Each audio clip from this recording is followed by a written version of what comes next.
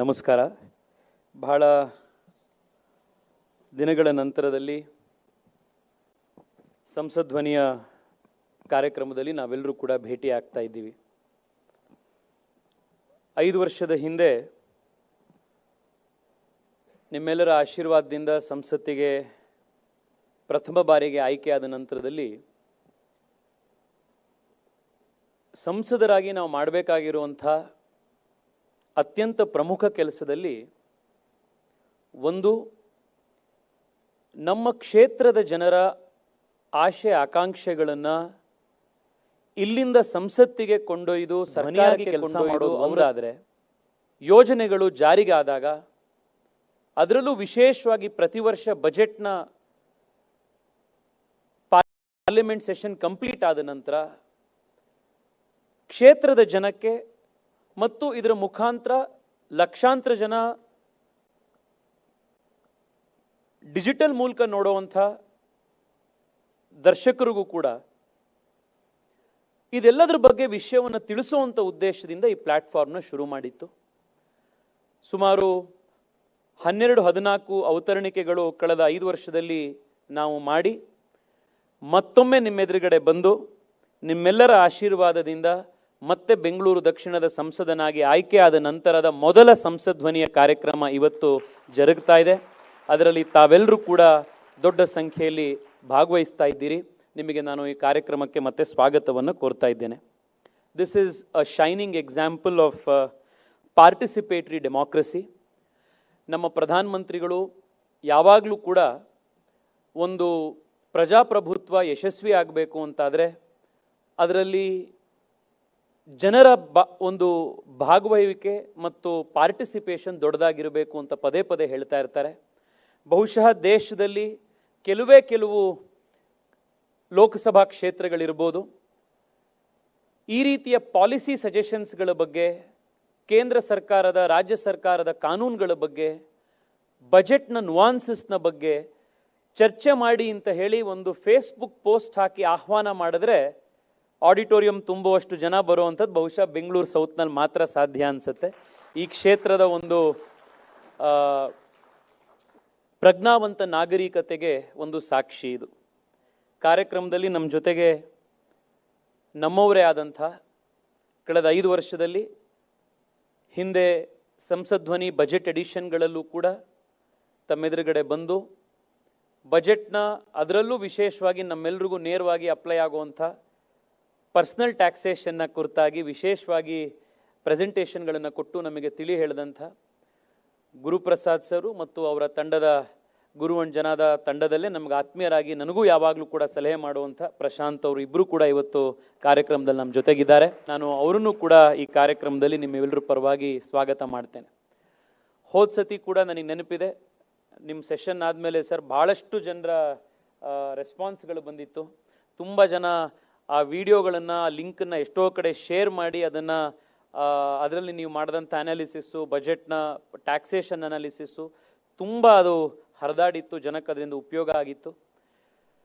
ಈ ಬಾರಿಯೂ ಕೂಡ ನನ್ನ ಭಾಷಣಕ್ಕಿಂತ ಹೆಚ್ಚಾಗಿ ಈ ಇಂಡೆಕ್ಸೇಷನಲ್ಲಿ ನಮಗೇನು ಉಪಯೋಗ ಆಗುತ್ತೆ, ಏನಾಗ್ಬೋದು, ಈ ಸತಿ ನಮ್ಮ ಲಾಂಗ್ ಟರ್ಮ್ ಕ್ಯಾಪಿಟಲ್ ಗೇನ್ಸ್ ಜಾಸ್ತಿ ಆಗಿರೋದ್ರಿಂದ ಅದರ ಏನು ಪರಿಣಾಮಗಳು, STT ಜಾಸ್ತಿ ಆಗಿರೋದ್ರ ಮೇಲೆ ಅದರಿಂದ ಏನು ಟ್ರೇಡಿಂಗ್ ಮೇಲೆ ಪರಿಣಾಮ ಬೀರ್ಬೋದು, ಇದೆಲ್ಲದ್ರ ಬಗ್ಗೆ ನೀವೆಲ್ಲ ಕೇಳಲಿಕ್ಕೆ ಉತ್ಸುಕರಿದ್ದೀರಿ ಅಂತ ಗೊತ್ತು. ಅದರಿಂದ ಗುರುಪ್ರಸಾದ್ ಸರಿಗೆ ಮತ್ತು ನಮ್ಮ ಪ್ರಶಾಂತ್ ಅವರಿಗೆ ಮತ್ತು ಗುರು ಆ್ಯಂಡ್ ಜನ ತಂಡದ ಎಲ್ಲ ನಮ್ಮ ಸ್ನೇಹಿತರಿಗೆ, ಈ ತಂಡಕ್ಕೆ ನಮ್ಮ ಸಪೋರ್ಟ್ ಮಾಡ್ತಾ ಇರೋದಕ್ಕೆ ನಾನು ಮತ್ತೊಮ್ಮೆ ಧನ್ಯವಾದವನ್ನು ಅರ್ಪಿಸ್ತಾ ಇದ್ದೇನೆ.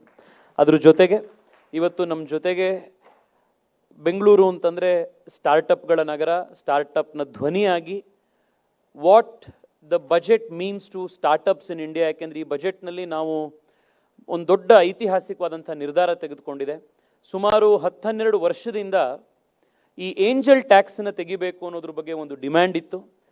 ಈ ವರ್ಷದ ಬಜೆಟ್ನಲ್ಲಿ ನರೇಂದ್ರ ಮೋದಿ ಸರ್ಕಾರ ಏಂಜಲ್ ಟ್ಯಾಕ್ಸನ್ನು ಅಬಾಲಿಷ್ ಮಾಡಿ ಸ್ಟಾರ್ಟಪ್ಗಳಿಗೆ ಬಹಳ ದೊಡ್ಡದಾಗಿರುವಂಥ ಒಂದು ಹೆಲ್ಪನ್ನು ಮಾಡಿದೆ, ಒಂದು ಉಪಯೋಗ ಮಾಡಿದೆ. ಇದು ಮತ್ತೆ ಬಜೆಟ್ನ ಓವರ್ ಆಲ್ ಒಂದು ಬರ್ಡ್ಸ್ ಐ ವ್ಯೂ, ಒಂದು ಸ್ಟಾರ್ಟಪ್ ಫೌಂಡರ್ನ ದೃಷ್ಟಿಯಿಂದ ಕೊಡಲಿಕ್ಕೆ ಇವತ್ತು ನಮ್ಮ ಜೊತೆಗೆ ತೇಜಸ್ ಇದ್ದಾರೆ. Welcome Tejas for this programme and thank you for the presence here today. We are all eagerly looking forward to listening to you.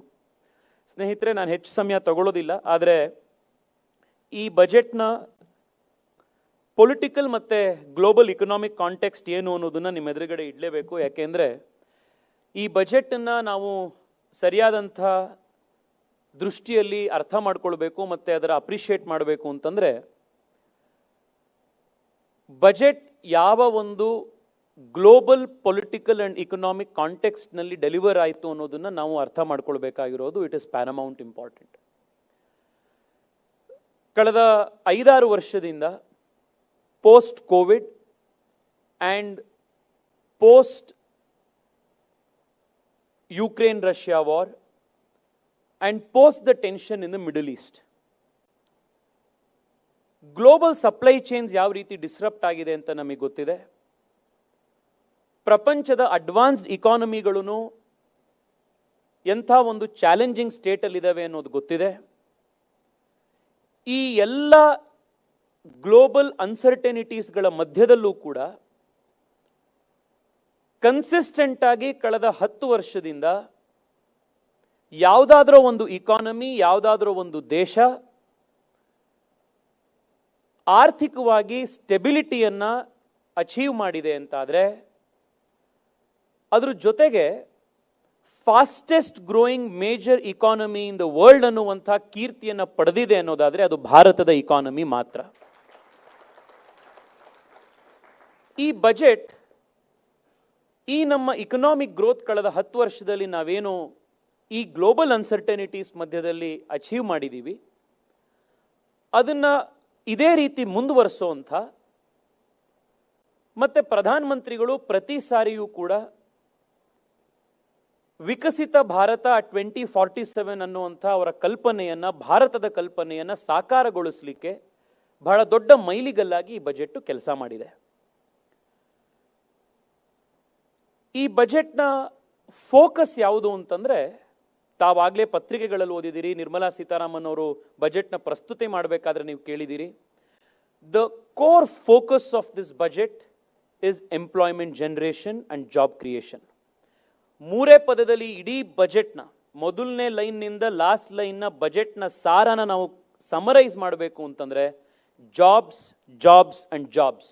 ಇದು ಈ ಬಜೆಟ್ನ ಸ್ಪಿರಿಟ್ ಇರುವಂಥದ್ದು. Everything, every announcement made in the budget is aimed at this single objective. ಯಾಕಿದು ಬಹಳ important ಇದೆ ಅಂತ ಬಿಡಿಸಿ ಹೇಳಬೇಕಾಗಿರುವಂಥ ಅವಶ್ಯಕತೆ ಇಲ್ಲ ಈ ಆಡಿಯನ್ಸಿಗೆ. ಪ್ರಪಂಚದ ಅತ್ಯಂತ ದೊಡ್ಡ ಜನಸಂಖ್ಯೆ ಹೊಂದಿರುವಂಥ ದೇಶ ಕೂಡ ಭಾರತ. ಈ ಜನಸಂಖ್ಯೆಯಲ್ಲಿ 18ರಿಂದ 35 ವರ್ಷದ ಅಂದರೆ ಉದ್ಯೋಗ ಮಾಡೋವಂಥ ವಯಸ್ಸಿನ, ಕೈಗೆ ಕೆಲಸ ಬೇಕಾಗಿರುವಂಥ, ತನ್ನ ಕಾಲ ಮೇಲೆ ತಾನು ನಿಂತ್ಕೊಳ್ಬೇಕಾಗಿರುವಂಥ ಅನಿವಾರ್ಯತೆ ಇರುವಂಥ ವಯಸ್ಸಿನ ಜನ ಇರುವಂಥ ಪ್ರಪಂಚದ ಲಾರ್ಜೆಸ್ಟ್ ಪಾಪ್ಯುಲೇಷನ್ ನೇಷನ್ ಯಾವುದು ಅಂದರೆ ಭಾರತ. ಮೊನ್ನೆ ಪ್ರೆಸೆಂಟ್ ಮಾಡಿದಂಥ ಇಕನಾಮಿಕ್ ಸರ್ವೆಯಲ್ಲಿ ಇದನ್ನು ನಂಬರ್ಸಲ್ಲಿ ನಾವು ಅದನ್ನು ಕ್ಯಾಪ್ಚರ್ ಮಾಡಿದ್ದೀವಿ. India today has 650 million Young people in the population of 18 to 35. ಈ 650 ಮಿಲಿಯನ್ ಎಷ್ಟು ದೊಡ್ಡದು ಅಂದರೆ ಅಮೆರಿಕ ದೇಶದ ಟೋಟಲ್ ಪಾಪ್ಯುಲೇಷನ್ನ 2ರಷ್ಟು. ಸೊ ಯಾವುದೇ ಸರ್ಕಾರಕ್ಕೂ ಕೂಡ ನಮ್ಮ ಎದುರುಗಡೆ ಇರುವಂತಹ ಬಹಳ ದೊಡ್ಡ ಸವಾಲು ಇವತ್ತು ಏನು ಅಂತಂದ್ರೆ, how to employ gainfully this 650 million people. ಬಹುಶಃ ಪ್ರಪಂಚದ ಇತಿಹಾಸದಲ್ಲಿ ಯಾವ ದೇಶಕ್ಕೂ ಕೂಡ ಇಷ್ಟು ಜನನ್ನ ಇಷ್ಟು ಶಾರ್ಟ್ ಪೀರಿಯಡ್ ಆಫ್ ಟೈಮ್ನಲ್ಲಿ ಕೆಲಸ ಹುಡುಕಿಸಿ ಕೊಡಬೇಕಾಗಿರುವಂಥ ಒಂದು ಚಾಲೆಂಜು ಬಹುಶಃ ಯಾವ ದೇಶದ ಸರ್ಕಾರಕ್ಕೂ ಕೂಡ ಹಿಂದೆಂದೂ ನೋಡಿಲ್ಲ. It is unprecedented in that sense. But ಈ 650 ಮಿಲಿಯನ್ 18ರಿಂದ 35 ವರ್ಷದ ಮಧ್ಯದಲ್ಲಿರುವಂಥ ವಯಸ್ಸಿನ ದೇಶದ ಜನತೆ, ಯುವ ಜನತೆಗೆ ಉದ್ಯೋಗ ಸೃಷ್ಟಿ ಮಾಡಿಕೊಡ್ಲಿಕ್ಕೆ ಸಹಜವಾಗಿ ಹಲವಾರು ಸವಾಲುಗಳಿದೆ. ಅದರಲ್ಲಿ ಒಂದು ದೊಡ್ಡ ಸವಾಲು ಅಂತಂದ್ರೆ, ಇವತ್ತಿನ ಭಾರತದ ಎಂಪ್ಲಾಯ್ಮೆಂಟ್ ಸಿನಾರಿಯೋದಲ್ಲಿ ಸುಮಾರು 45% ಜನ ಇವತ್ತಿಗೂ ಕೂಡ ಭಾರತದಲ್ಲಿ ಅಗ್ರಿಕಲ್ಚರ್ ಮತ್ತೆ ಅಲೈಡ್ ಸೆಕ್ಟರ್ಸ್ ಅಲ್ಲಿ ಕೆಲಸ ಮಾಡ್ತಾ ಇದ್ದಾರೆ, ಫಾರ್ಮ್ ಲೇಬರರ್ಸ್ ಆಗಿ ಅಥವಾ ಅದರಲ್ಲಿ ಸಂಬಂಧಪಟ್ಟಿರುವಂತಹ ಇಕಾನಮಿಯಲ್ಲಿ. ಆದರೆ ನಾವು ಭಾರತದ ಇಕಾನಮಿಯನ್ನ ಗಮನಿಸಿ ಅಗ್ರಿಕಲ್ಚರ್ ಸೆಕ್ಟರ್ ಭಾರತದ GDPಗೆ ಎಷ್ಟು ಕಾಂಟ್ರಿಬ್ಯೂಟ್ ಮಾಡ್ತಿದೆ ಅಂತ ನೋಡಿದ್ರೆ ಕೇವಲ 18% ಮಾತ್ರ ನಮಗೆ ಅಗ್ರಿಕಲ್ಚರ್ ಇಂದ ಕಾಂಟ್ರಿಬ್ಯೂಷನ್ ಬರುವಂಥದ್ದು. ಅಂದ್ರೆ 18% GDP ಕಾಂಟ್ರಿಬ್ಯೂಟ್ ಮಾಡ್ತಾ ಇರುವಂತಹ ದೇಶದ ಇಕಾನಮಿಯ ಸೆಕ್ಟರ್ನಲ್ಲಿ ಸುಮಾರು 45% ಜನ ಕೆಲಸ ಮಾಡ್ತಾ ಇದ್ದಾರೆ. 82% ಕಾಂಟ್ರಿಬ್ಯೂಟ್ ಮಾಡ್ತಾ ಇರುವಂತಹ ಮ್ಯಾನುಫ್ಯಾಕ್ಚರಿಂಗು, ಸರ್ವಿಸಸ್ಸು, ಇನ್ಫ್ರಾಸ್ಟ್ರಕ್ಚರು, ಟೆಕ್ಸ್ಟೈಲ್ಸು, ಕನ್ಸ್ಟ್ರಕ್ಷನ್, ಈ ರೀತಿಯ ನಾನ್ ಫಾರ್ಮ್ ಜಾಬ್ ಸೆಕ್ಟರ್ನಲ್ಲಿ ಕೇವಲ 55% ಜನ ಮಾತ್ರ ಕೆಲಸ ಮಾಡ್ತಾ ಇದ್ದಾರೆ. In other words, we have a disproportionately large number of people employed in a sector that is contributing very less to the growth of the GDP. So ದೇಶದ ಸರ್ಕಾರದ ಎದುರುಗಡೆ ಇರುವಂತಹ ಸವಾಲು ಅಂದ್ರೆ not just to create any employment, but to create employment specifically in the sectors which contribute rapid growth to the country's GDP. Non farm jobs create ಮಾಡೋದಕ್ಕೆ ಮ್ಯಾನುಫ್ಯಾಕ್ಚರಿಂಗ್ನಲ್ಲಿ, ಇನ್ಫ್ರಾಸ್ಟ್ರಕ್ಚರ್ನಲ್ಲಿ, ಕನ್ಸ್ಟ್ರಕ್ಷನ್ನಲ್ಲಿ, ಈ ರೀತಿಯ ಸೆಕ್ಟರ್ಗಳಲ್ಲಿ ಕೆಲಸ ಸೃಷ್ಟಿ ಮಾಡಬೇಕಾಗಿರುವಂತಹ ಸವಾಲಿರುತ್ತೆ. ಇದನ್ನು ನಾವು ಮಾಡಬೇಕು ಅಂತಂದ್ರೆ ನಮಗೇನು ಬೇಕು? ಎಂಪ್ಲಾಯಬಲ್ ಯಂಗ್ ಪೀಪಲ್ ಬೇಕು. ಇವತ್ತು ನಮ್ಮ ಆಫೀಸ್ನಲ್ಲೂ ಕೂಡ ನಿಮ್ಮ ಅನುಭವಕ್ಕೂ ಎಷ್ಟೋ ಜನಕ್ಕೆ ಬಂದಿರುತ್ತೆ. ಕಂಪನಿ ನಡೆಸೋರು, ಬಿಸ್ನೆಸ್ ಮಾಡುವಂಥವ್ರು, ಇನ್ಯಾವುದೋ ಒಂದು ಉದ್ಯೋಗ ನಡೆಸ್ತಾ ಇರೋರು, ನೀವು ಯಾರನ್ನು ಕೇಳಿ everybody is ready to employ, but ಅದಕ್ಕೆ ಬೇಕಾಗಿರುವಂಥ ಸ್ಕಿಲ್ ಸೆಟ್ ಇರುವಂಥ ಜನ ಸಿಗ್ತಾ ಇಲ್ಲ. ನಮ್ಮ ಹತ್ರ ಎಷ್ಟೋ ಜನ ಬರ್ತಾರೆ ಜಾಬ್ ಅಪ್ಲಿಕೇಶನ್ ಹಿಡ್ಕೊಂಡು, ಸರ್ ಎಲ್ಲಾದರೂ ಒಂದು ಕೆಲಸ ಕೊಡಿಸಿ, ಕಾಲೇಜ್ ಪಾಸ್ ಆಗಿದೆ, ಡಿಗ್ರಿ ಕಂಪ್ಲೀಟ್ ಆಗಿದೆ. ಯಾವುದೇ ಕಂಪ್ನಿಗೆ ಫೋನ್ ಮಾಡಿ, ಇನ್ನೊಂದು ಕಡೆ ಫೋನ್ ಮಾಡಿ ಅವ್ರನ್ನ ಕೆಲಸಕ್ಕೆ ತಗೊಳ್ಳಿ ಅಂತಂದ್ರೆ ಅವ್ರನ್ನ ಕೆಲಸಕ್ಕೆ ತಗೊಳ್ಳೋವಂಥ ಸ್ಕಿಲ್ ಸೆಟ್ಸು ಅವ್ರಿಗಿರೋದೇ ಇಲ್ಲ. ಇಕನಾಮಿಕ್ ಸರ್ವೇಲಿ ಇಡೀ ದೇಶಕ್ಕೆ ಒಂದು ರೀತಿ ಎಚ್ಚರಿಸುವಂಥ ಇನ್ನೊಂದು ಸ್ಟ್ಯಾಟಿಸ್ಟಿಕ್ಸ್ ಕೂಡ ಇದೆ. Close to 50% of the country's graduates who pass out of our colleges, close to 50% of them are unemployable. ಈ ಸಮಸ್ಯೆಯನ್ನು ಫಿಕ್ಸ್ ಮಾಡೋದಕ್ಕೋಸ್ಕರನೇ 2020 after a long gap of 34 years, we reviewed the country's national education policy to bring education and to make it contemporary, relevant and updated. ನಿಮ್ಗೆ ಆಶ್ಚರ್ಯ ಆಗ್ಬೋದು, ದೇಶದ education policy ಕೂಡ 34 ವರ್ಷ ತನಕ ರಿವ್ಯೂ ಆಗಿರಲಿಲ್ಲ. ಮೋದಿ ಸರ್ಕಾರದ second ಟರ್ಮ್ನಲ್ಲಿ one of the monumental changes that we did was to review the country's national education policy, a review that was pending from about 3 decades. And our review liruvanta one of the core focus areas was to make young people in our colleges, our graduates, more employable and give them skill-based, vocation-based education. So ಈಗ 2020 NEP ಶುರು ಮಾಡಿದ್ವಿ, Covid ಇತ್ತು, ಈಗ ಅದರ implementation ಬೇರೆ ಬೇರೆ ಇದರಲ್ಲಿ ಈ ದೇಶದೆಲ್ಲ ನಡೀತಾ ಇದೆ. ಇನ್ ನೆಕ್ಸ್ಟ್ 2-3 years ಅದರ ಇಂಪ್ಲಿಮೆಂಟೇಷನ್ ಸ್ಕೂಲ್ ಲೆವೆಲ್ನಲ್ಲಿ, ಕಾಲೇಜ್ ಲೆವೆಲ್ನಲ್ಲಿ ನಾವು ಅದನ್ನು ನೋಡ್ಲಿಕ್ಕೆ ಶುರು ಮಾಡ್ತೀವಿ. But this is the global scenario in which this budget was presented. There's a political global uncertainty on one side. Through COVID, this government has managed successfully the country's economy, a quick V-shaped recovery. We have now emerged as the world's fastest growing large economy, sustained it over the last 5-6 years. We have kept inflation reasonably low. The big parameters of the country's economy, ನಮ್ಮ current deficit, current account deficit, ಅದು reasonable numbers ಅಲ್ಲಿದೆ. ಈ ಸತಿ ಬಜೆಟ್ನಲ್ಲಿ ಅದನ್ನ 4.9% ಇಳಿಸಬೇಕು ಅಂತಿದೆ. ಸರ್ಕಾರದ ಮತ್ತು ಗವರ್ಮೆಂಟ್, ಸೆಂಟ್ರಲ್ ಗವರ್ಮೆಂಟ್ ಮತ್ತೆ GDPಯ ಡೆಟ್ ಟು GDP ರೇಷಿಯೋನು ಕೂಡ ಇಳಿಸಬೇಕು ಅನ್ನೋದ್ರ ಕಡೆಗೆ ಫಿಸ್ಕಲ್ ಕನ್ಸಾಲಿಡೇಷನ್ ನಡೀತಾ ಇದೆ. ಇದ್ರ ಜೊತೆಗೆ ಇಂಥ ದೊಡ್ಡ ದೇಶದಲ್ಲಿ ಕೋಟ್ಯಾಂತರ ಜನ ಇವತ್ತಿಗೂ ಕೂಡ ಬಡತನದಲ್ಲಿರುವಂಥ ದೇಶದಲ್ಲಿ 80 ಕೋಟಿ ಜನಕ್ಕೆ ಫ್ರೀ ರೇಷನ್ ಕೊಡುವಂಥ ಒಂದು ಕೆಲಸನೂ ಕೂಡ ಸರ್ಕಾರ ಮಾಡ್ತಾ ಇದೆ. ವೆಲ್ಫೇರ್ ಸ್ಕೀಮ್ಗಳನ್ನು ಮಾಡಬೇಕಾಗಿದೆ. ಇದೆಲ್ಲದನ್ನ ಇಳಿಸ್ಕೊಂಡು ಕಳೆದ 10 ವರ್ಷದಲ್ಲಿ we maintain the economy, the macro fundamentals ಅಂತ ಏನು ಕರಿತೀವಿ ಅದನ್ನು ನಾವು ಕರೆಕ್ಟಾಗಿ ಮೇಂಟೈನ್ ಮಾಡಿ, ಅದರ ಜೊತೆಗೆ ಇವತ್ತಿನ ಕಾಂಟೆಕ್ಸ್ಟ್ನಲ್ಲಿ ಇಕನಾಮಿಕ್ ಸರ್ವೆ ಹೇಳೋ ಪ್ರಕಾರ ಈ ವರ್ಷದಿಂದ 2030ನೇ ಇಸ್ವಿಯವರೆಗೆ ಪ್ರತಿ ವರ್ಷ ಕ್ಲೋಸ್ ಟು 80 ಲ್ಯಾಕ್ ನ್ಯೂ ಜಾಬ್ಸ್ನ ಜನರೇಟ್ ಮಾಡಬೇಕು ಅನ್ನುವಂಥ ಒಂದು ರಿಯಾಲಿಟಿಯನ್ನು ಅರ್ಥ ಮಾಡಿಕೊಂಡು ಈ ಬಜೆಟ್ ಜಾಬ್ಸ್ ಅಂಡ್ ಜಾಬ್ಸ್ ಅನ್ನೋದನ್ನ ಫೋಕಸ್ ಮಾಡಿ ಈ ಎಲ್ಲ ಸ್ಕೀಮ್ಗಳನ್ನು, ಈ ಎಲ್ಲ ಅನೌನ್ಸ್ಮೆಂಟ್ಗಳನ್ನು ಮಾಡಿರೋದು. This is the context of this budget. ಈ ಜಾಬ್ ಕ್ರಿಯೇಷನ್ಗೆ ಬಜೆಟ್ ಏನು ಮಾಡ್ತು?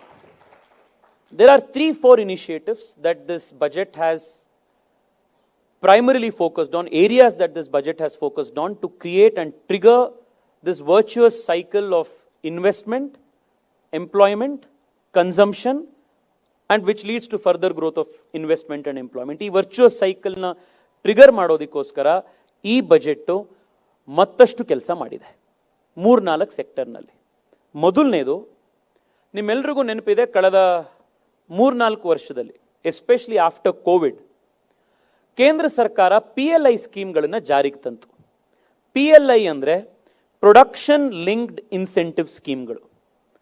ಅಂದರೆ ಯಾವ ಮ್ಯಾನುಫ್ಯಾಕ್ಚರಿಂಗ್ ಕಂಪನಿಗಳು ಭಾರತದಲ್ಲಿ ಬಂದು ಮ್ಯಾನುಫ್ಯಾಕ್ಚರಿಂಗ್ ಮಾಡ್ಲಿಕ್ಕೆ ಬರ್ತಾರೋ ಅಂಥ ಕಂಪನಿಗಳಿಗೆ, ಅಂಥ ಇಂಡಸ್ಟ್ರೀಸ್ಗಳಿಗೆ ಅಕ್ರಾಸ್ 14 ಡಿಫರೆಂಟ್ ಸೆಕ್ಟರ್ಸ್ ನೀವು ಎಷ್ಟು ಪ್ರೊಡಕ್ಷನ್ ಮಾಡ್ತೀರಿ ಅದಕ್ಕೆ ಪ್ರೊಡಕ್ಷನ್ನಿಗೆ ಸಂಬಂಧಪಟ್ಟಂತೆ ಅಥವಾ ಅದಕ್ಕೆ ಲಿಂಕ್ ಆಗಿರುವಂಥ ಇನ್ಸೆಂಟಿವ್ ಸರ್ಕಾರದಿಂದ ನಾವು ಕೊಡ್ತೀವಿ ಅನ್ನುವಂಥದ್ದನ್ನು ಮಾಡಿತ್ತು.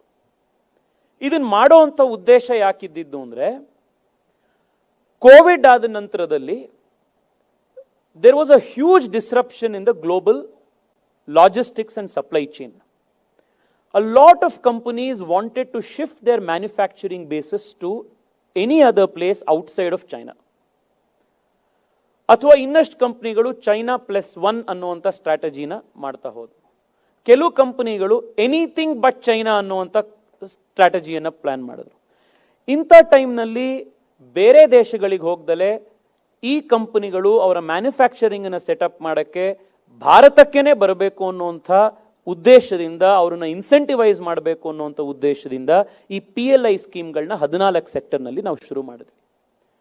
ಇದರ ಇಂಪ್ಯಾಕ್ಟ್ ಏನು ಅಂತ ತಾವೆಲ್ಲರೂ ನೋಡಿದ್ದೀರಿ. I don't want to elaborate it further. The only example I would want to leave is, ಏನೂ ಇಲ್ದಲೇ ಶುರು ಮಾಡಿದ್ದಂಥ ಭಾರತ ಇವತ್ತು we are the second largest producers of mobile phone in the world. One of the most glaring examples of our PLI scheme success in the electronics industry. ಇದೇ ರೀತಿ PLI sector ಬೇರೆ ಬೇರೆ ಎಲ್ಲ ಸ್ಕೀಮ್ಗಳಲ್ಲೂ ಕೂಡ ಅದು ಜಾರಿಯಾಗಿದೆ across these 14 sectors. So PLI ಅಲ್ಲಿ ಶುರು ಮಾಡಿದಂಥ ಈ ಜರ್ನಿಯನ್ನ ಈ ಬಜೆಟ್ನಲ್ಲಿ ಇನ್ನೊಂದು ಹೆಜ್ಜೆ ಮುಂದೆ ಹೋಗಿ the government has introduce this concept of ELI, ಅಂದರೆ ಎಂಪ್ಲಾಯ್ಮೆಂಟ್ ಲಿಂಕ್ಡ್ ಇನ್ಸೆಂಟಿವ್ ಸ್ಕೀಮ್. ನಿಮಗೆ ಪ್ರೊಡಕ್ಷನ್ ಲಿಂಕ್ಡ್ ಇನ್ಸೆಂಟಿವ್ ಅಲ್ಲಿ ನೀವು ಹೆಚ್ಚೆಚ್ಚು ಮ್ಯಾನುಫ್ಯಾಕ್ಚರ್ ಮಾಡಿ, ಹೆಚ್ಚೆಚ್ಚು ಪ್ರೊಡ್ಯೂಸ್ ಮಾಡಿ ಅನ್ನೋದಕ್ಕೆ ನಾವು ಪ್ರೋತ್ಸಾಹ ಕೊಟ್ವಿ. ಈ ಸ್ಕೀಮ್ನಲ್ಲಿ ನೀವು ಪ್ರೊಡಕ್ಷನ್ನ ಜೊತೆಗೆ ಆ ಪ್ರೊಡಕ್ಷನ್ ಮಾಡೋದಕ್ಕೆ ಬೇಕಾಗುವಂಥ ಫ್ಯಾಕ್ಟರ್ಸ್ ಆಫ್ ಪ್ರೊಡಕ್ಷನ್ ನಲ್ಲಿ ಇರುವಂಥ one of the important contributors that is employment, that is labour, ಅದನ್ನ ನೀವು ಮತ್ತಷ್ಟು ಇಂಟೆನ್ಸಿವ್ ಮಾಡಲಿಕ್ಕೆ ಎಂಪ್ಲಾಯ್ಮೆಂಟ್ ಲಿಂಕ್ಡ್ ಇನ್ಸೆಂಟಿವ್ ಅನ್ನು ಕೊಡುವಂಥ ಯೋಜನೆಯನ್ನ ಈ ಬಜೆಟ್ನಲ್ಲಿ ಕೊಟ್ಟಿದೆ. ಯಾಕೆ? I go back to those numbers again. We need to create 80 lakh jobs every year to reap the demographic dividend. 80 lakh ಉದ್ಯೋಗಗಳನ್ನು ಪ್ರತಿ ವರ್ಷ ನಾವು ಸೃಷ್ಟಿ ಮಾಡಬೇಕಾಗಿದೆ. ಅದಕ್ಕೆ ಈ ಬಜೆಟ್ನಲ್ಲಿ 5 ದೊಡ್ಡ ಯೋಜನೆಗಳನ್ನು ಪ್ರಧಾನಮಂತ್ರಿಗಳು ಘೋಷಣೆ ಮಾಡಿದ್ದಾರೆ. ಅದರ ಮೊದಲ ಯೋಜನೆ, ಯಾವ ಕಂಪನಿಗಳು ಫಸ್ಟ್ ಟೈಮ್ ಯಾರನ್ನ ಕೆಲಸಕ್ಕೆ ತಗೊಳ್ತಾರೋ ಅಂಥ ಫಸ್ಟ್ ಟೈಮ್ ಎಂಪ್ಲಾಯಿಗೆ 15,000 ರೂಪಾಯಿ ತನಕದ ಅವರ ಮೊದಲ ಸಂಬಳವನ್ನ ಕೇಂದ್ರ ಸರ್ಕಾರನೇ 3 ಹಂತದಲ್ಲಿ ಅವರಿಗೆ ಕೊಡತ್ತೆ. This is the first scheme. ಇದರಲ್ಲಿ ಡೈರೆಕ್ಟ್ ಬೆನಿಫಿಟ್ ಟ್ರಾನ್ಸ್ಫರ್ ಯಾರಿಗಾಗತ್ತೆ? ಎಂಪ್ಲಾಯಿಗಾಗತ್ತೆ. 3 ಹಂತದಲ್ಲಾಗತ್ತೆ. 3 ಇನ್ಸ್ಟಾಲ್ಮೆಂಟ್ಸ್ ಅಲ್ಲಿ ಅಪ್ ಟು 15,000 ರೂಪೀಸ್ ಆಗುತ್ತೆ. ಅವರ ಮೊದಲ ಸಂಬಳವನ್ನ ಫಸ್ಟ್ ಟೈಮ್ ಜಾಯಿನ್ ಯಾರಿರ್ತಾರೆ ಅವರಿಗೆ ಕೇಂದ್ರ ಸರ್ಕಾರ ಕೊಡುತ್ತೆ. This is to incentivise more employment. ಈಗ ಯಾರು ಒಂದು ಕಂಪ್ನಿಯವರು ಇಲ್ಲಿ ತಗೊಳ್ಬೇಕಾ ತಗೊಳ್ಬಾರ್ದಾ, ಇದನ್ನ ನಾವು ಹೆಂಗಾದ್ರೂ ಕಾಸ್ಟ್ ಆಪ್ಟಿಮೈಸೇಷನ್ ಮಾಡೋಣ ಅಂತ ಯೋಚನೆ ಮಾಡುವಂಥ ಡಿಸಿಷನ್ ಅಲ್ಲಿ ಇರೋರಿಗೆ ಈ 15,000 ರೂಪಾಯಿ ನೋಡಪ್ಪ ಕೇಂದ್ರ ಸರ್ಕಾರದಿಂದ ಬರುತ್ತೆ, ಯು ಕ್ಯಾನ್ ಟೇಕ್ ಹಿಮ್ ಅನ್ನುವಂಥ ಒಂದು ಸಣ್ಣ ನಡ್ಜು ಈ ಒಂದು ಸ್ಕೀಮ್ ಮೂಲಕ ಆಗ್ತಾ ಇದೆ. ಎರಡನೇದು, ಯಾರ್ಯಾರು ಎಂಪ್ಲಾಯರ್ಸ್ ಮ್ಯಾನುಫ್ಯಾಕ್ಚರಿಂಗ್ ಸೆಕ್ಟರ್ನಲ್ಲಿ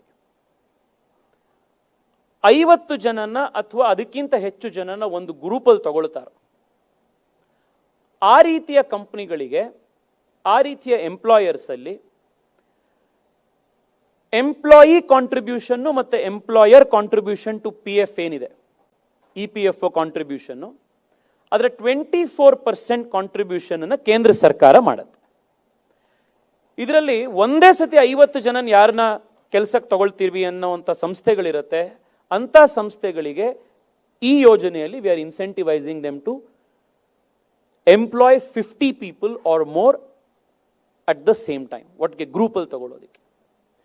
ಇದು ಮ್ಯಾನುಫ್ಯಾಕ್ಚರಿಂಗ್ ಸೆಕ್ಟರ್ನಲ್ಲಿರುವಂಥ ಸ್ಪೆಸಿಫಿಕ್ ಆಗಿ ಯಾರ್ಯಾರು ಕೆಲಸ ಮಾಡ್ತಾ ಇರುವಂಥ ಕಂಪ್ನಿಗಳಿದೆ ಆ ಕಂಪ್ನಿಗಳಿಗೆ ಕೊಡ್ತಾ ಇರುವಂಥ ಯೋಜನೆ. ಮೂರನೇದು, ಯಾವುದೇ ಸೆಕ್ಟರ್ನಲ್ಲಿ ಯಾವುದೇ ಕಂಪನಿ, ಯಾವುದೇ ಒಂದು ಸಂಸ್ಥೆ ಅಥವಾ ನೀವೇ ಒಂದು ಬಿಸ್ನೆಸ್ ನಡೆಸ್ತಾ ಇದ್ದೀರಿ, ನೀವು ನಾಳೆಯಿಂದ ಈಗ ಇಬ್ರು ಕೆಲಸಕ್ಕಿದ್ದಾರೆ, ನಾಳೆಯಿಂದ ನೀವು ಇನ್ನೊಂದು ಇಬ್ರು ಹೊಸದಾಗಿ ಕೆಲಸಕ್ಕೆ ತಗೊಳ್ತೀರಿ ಅಂತಂದ್ರೆ ನೀವು ಎಷ್ಟು ಹೊಸ ಉದ್ಯೋಗಗಳನ್ನು ಸೃಷ್ಟಿ ಮಾಡ್ತಿರೋ ನಿಮ್ಮ ಕಂಪ್ನಿಲಿ, ಆ ಪ್ರತಿ ಹೊಸ ಉದ್ಯೋಗದ EPFO ಕಾಂಟ್ರಿಬ್ಯೂಷನ್ ಏನಿದೆ ಅದರ 3,000 ರೂಪಾಯಿ ಕಾಂಟ್ರಿಬ್ಯೂಷನ್ ಕೇಂದ್ರ ಸರ್ಕಾರ ಮಾಡುತ್ತೆ. ಈ 3 ಯೋಜನೆಗಳನ್ನ direct employment linked incentive scheme ಆಗಿ ಕೇಂದ್ರ ಸರ್ಕಾರ ಜಾರಿಗೆ ತಗೊಂಡ್ಬಂದಿದೆ. ಇದರ ಇಂಪ್ಯಾಕ್ಟ್ ಎಷ್ಟು ಜನಕ್ಕೇನು ಅಂತ ಎಸ್ಟಿಮೇಟ್ ಇರೋದು ಅಂತಂದ್ರೆ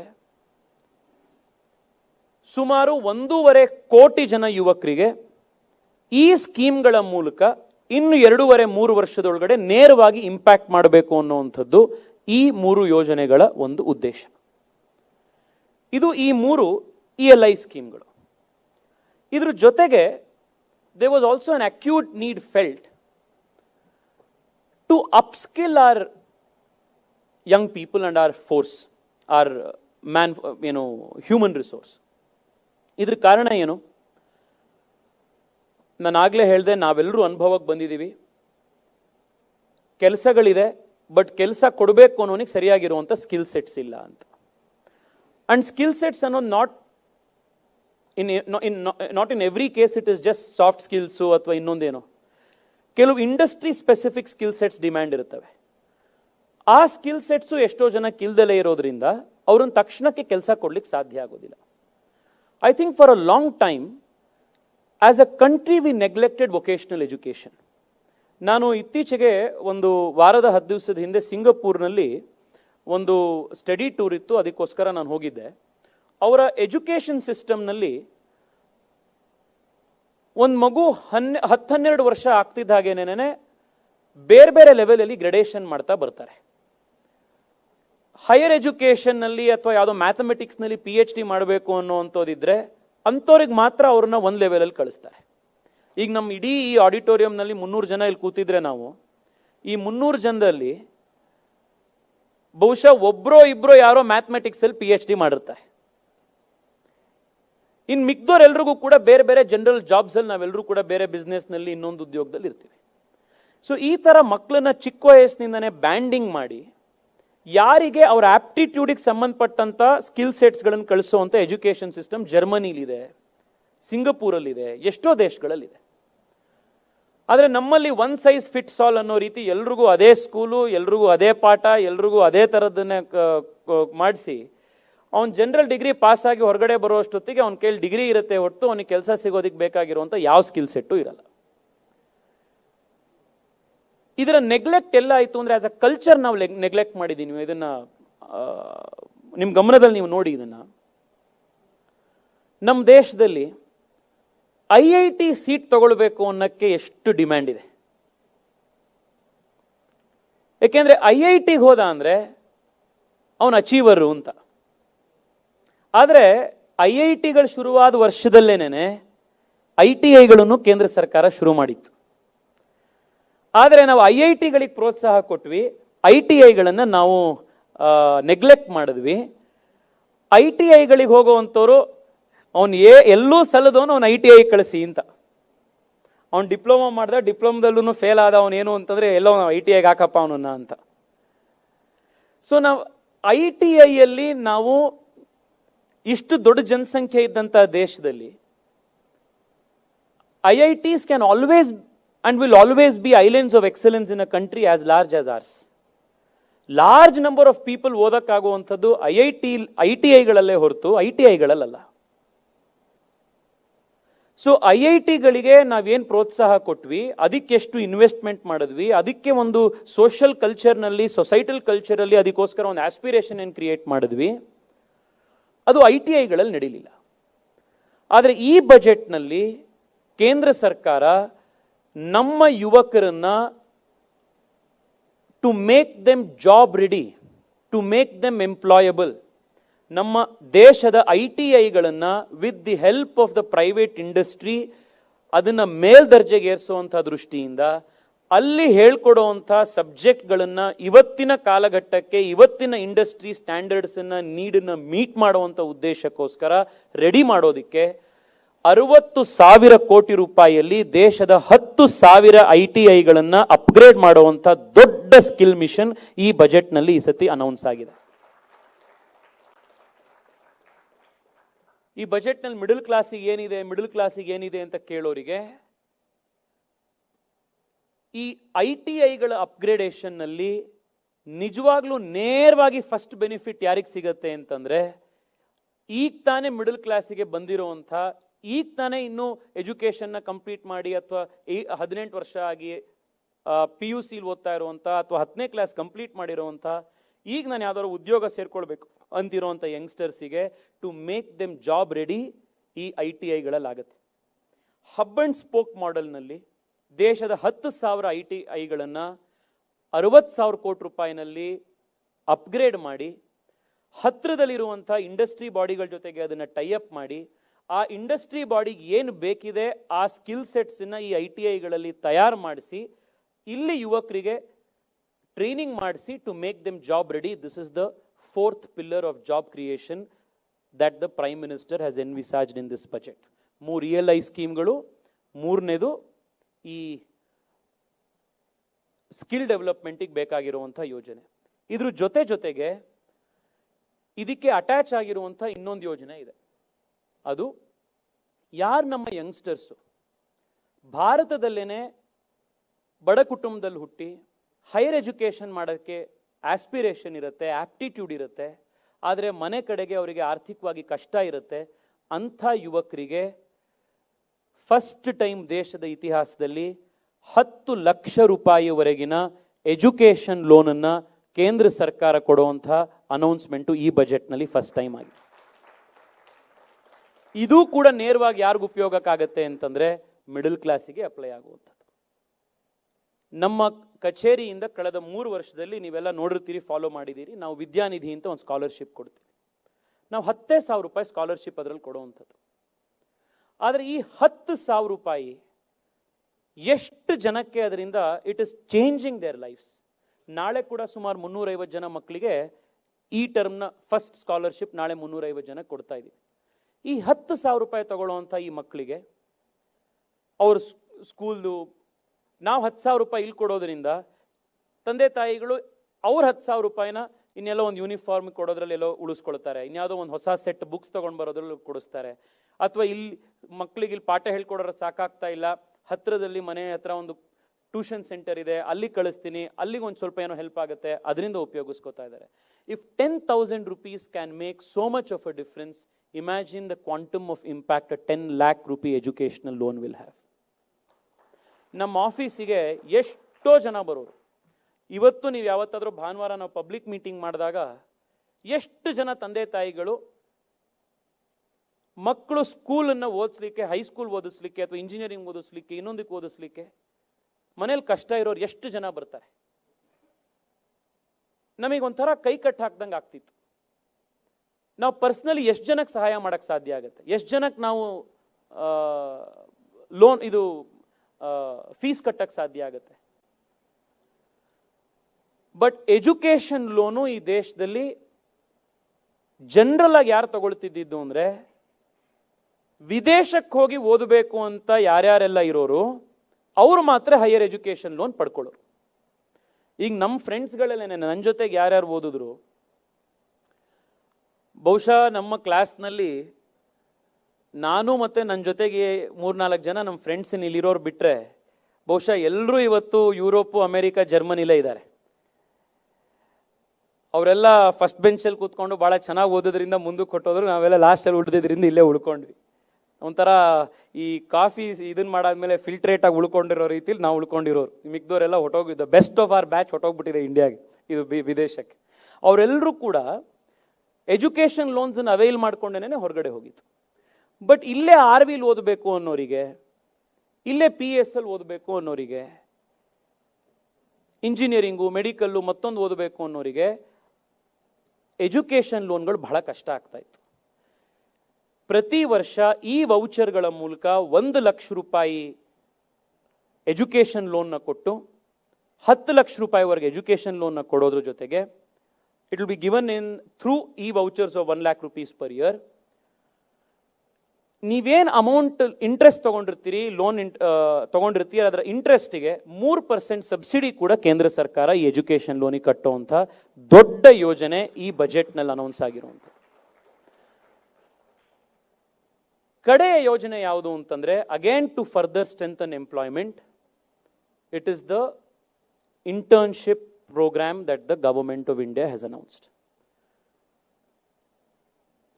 5 ವರ್ಷದಲ್ಲಿ 1 ಕೋಟಿ ಜನ ಯುವಕರಿಗೆ ದೇಶದ ಟಾಪ್ 500 ಕಂಪನೀಸ್ ಅಲ್ಲಿ 1 ವರ್ಷದ ಅಂದ್ರೆ 12 ತಿಂಗಳ ಇಂಟರ್ನ್ಶಿಪ್ ಆಪರ್ಚುನಿಟಿಯನ್ನು ಕೇಂದ್ರ ಸರ್ಕಾರ ಕೊಡಿಸುತ್ತೆ. ಆ ಇಂಟರ್ನ್ಶಿಪ್ ಆಪರ್ಚುನಿಟಿ ಆಗುವಂಥ ಟೈಮ್ನಲ್ಲಿ ಆಸ್ ಅ ಫಸ್ಟ್ ಸ್ಟೆಪ್ 6,000 ರೂಪಾಯಿ ಮಕ್ಕಳಿಗೆ ಕೊಡುತ್ತೆ.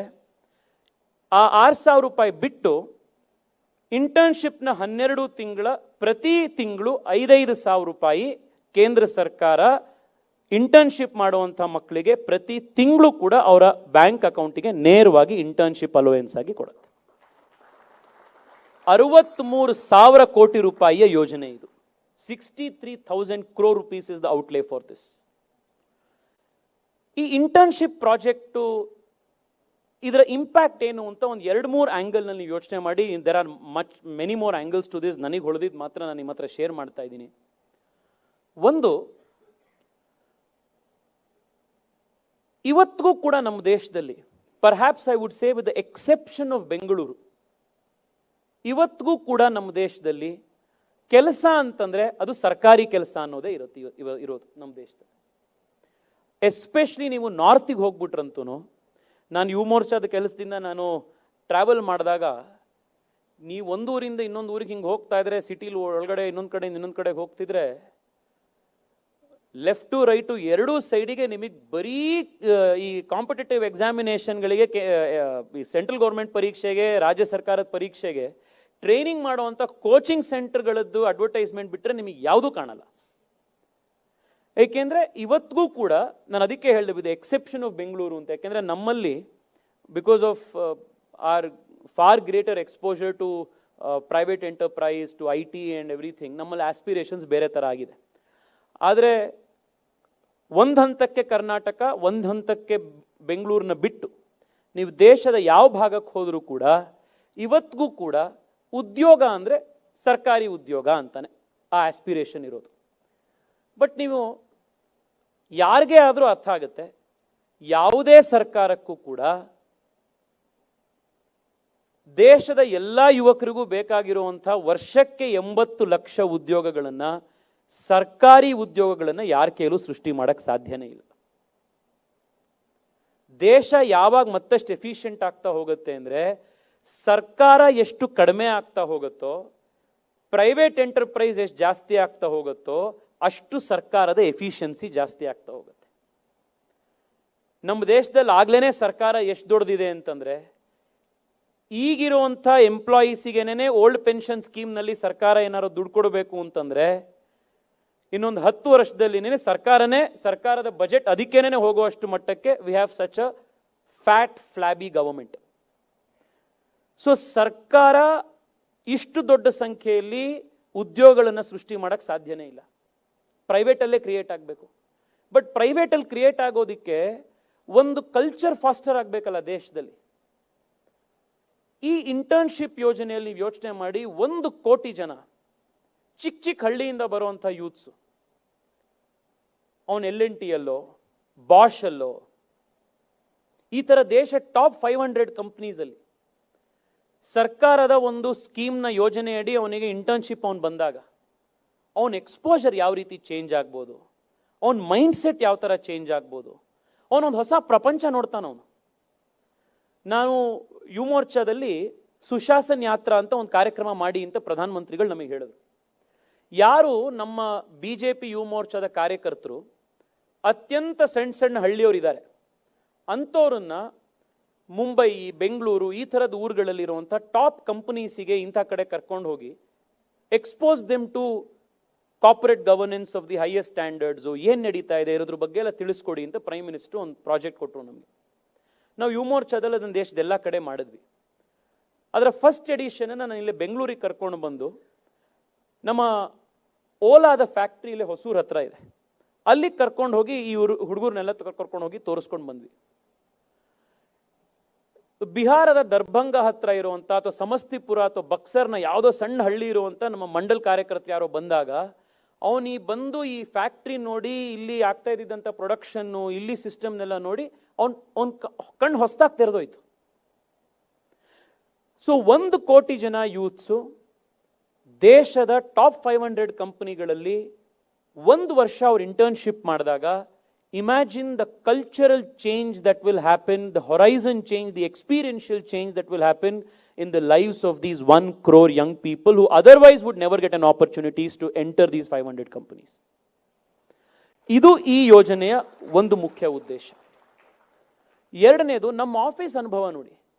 ಇವತ್ತು ನಮ್ಮ ಆಫೀಸ್ನಲ್ಲಿ 1-2 ಸ್ಟಾಫ್ನ ಬಿಟ್ಟರೆ, ಯಾರು ಬಿಗಿನಿಂಗ್ನಲ್ಲಿ ನಾನು MP ಆದ ತಕ್ಷಣದಲ್ಲಿ ನನ್ನ ಜೊತೆಗಿದ್ದಂಥ ನನ್ನ ಸ್ನೇಹಿತರು 2-3 ಜನ ಬಿಟ್ಟರೆ, ಇವತ್ತು ನಮ್ಮ ಆಫೀಸಲ್ಲಿರುವಂಥ 15-20 ಜನ ಮೇನ್ ಸ್ಟಾಫ್, ದ ಪಿಲ್ಲರ್ಸ್, ನಮ್ಮ ಇಡೀ ಆಫೀಸ್ ನಡೀತಾ ಇರುವಂಥ ಸ್ಟಾಫ್ ಯಾರಿದ್ದಾರೆ ಅವರೆಲ್ಲರೂ ಕೂಡ ನಮ್ಮ ಆಫೀಸಿಗೆ ಇಂಟರ್ನ್ಸ್ ಆಗಿ ಬಂದಿರೋರು.